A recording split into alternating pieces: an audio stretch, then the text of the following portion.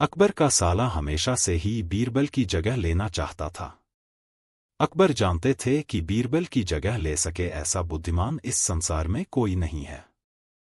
फिर भी जोरू के भाई को वह सीधी ना नहीं बोल सकते थे।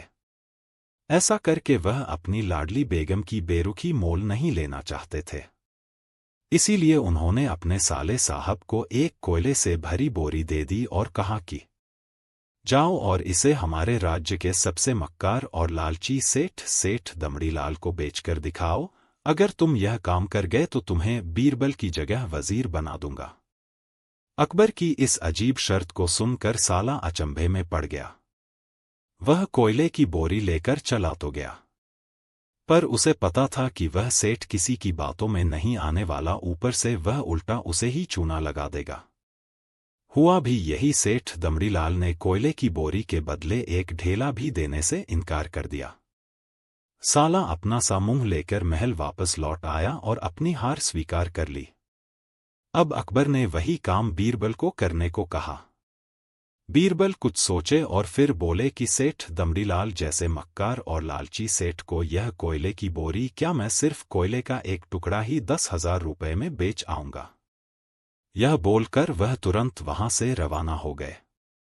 सबसे पहले उसने एक दर्जी के पास जाकर एक मखमली कुर्ता सिलवाया, हीरे मोती वाली मालाएं गले में डाली, महंगी जूती पहनी और कोयले को बारीक सुरमे जैसा पिसवा लिया। फिर उसने पिसे कोयले को एक सुरमे की छोटी चमकदार डिब्बी में भर लिया।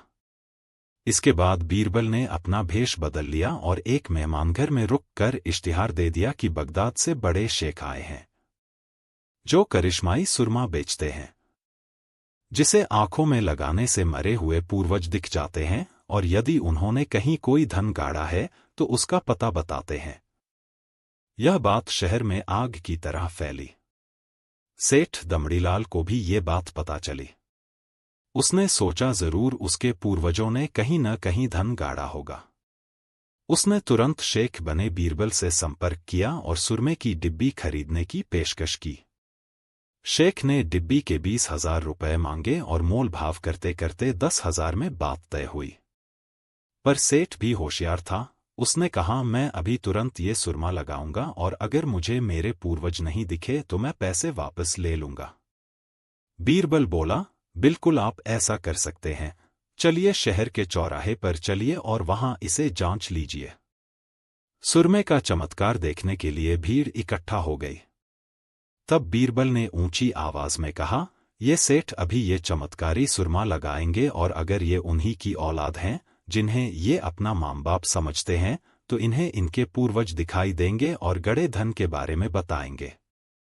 लेकिन अगर आपके माँ बाप में से किसी ने भी बेईमानी की होगी और आप उनकी असल औलाद नहीं होंगे तो आपको कुछ भी नहीं दिखेगा। और ऐसा कहते ही बीरबल ने सेठ की आंखों में सुरमा लगा दिया। फिर क्या था, सिर खुजाते हुए सेठ ने आंखें खोली।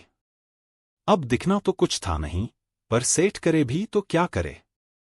अपनी इज्जत बचाने के लिए सेठ ने 10,000 बीरबल के हाथ थमा दिए और मुंह फुलाते हुए आगे बढ़ गए। बीरबल फौरन अकबर के पास पहुंचे और रुपए थमाते हुए सारी कहानी सुना दी। अकबर का साला बिना कुछ कहे अपने घर लौट गया और अकबर बीरबल एक दूसरे को देखकर मंद मंद मुस्काने लगे।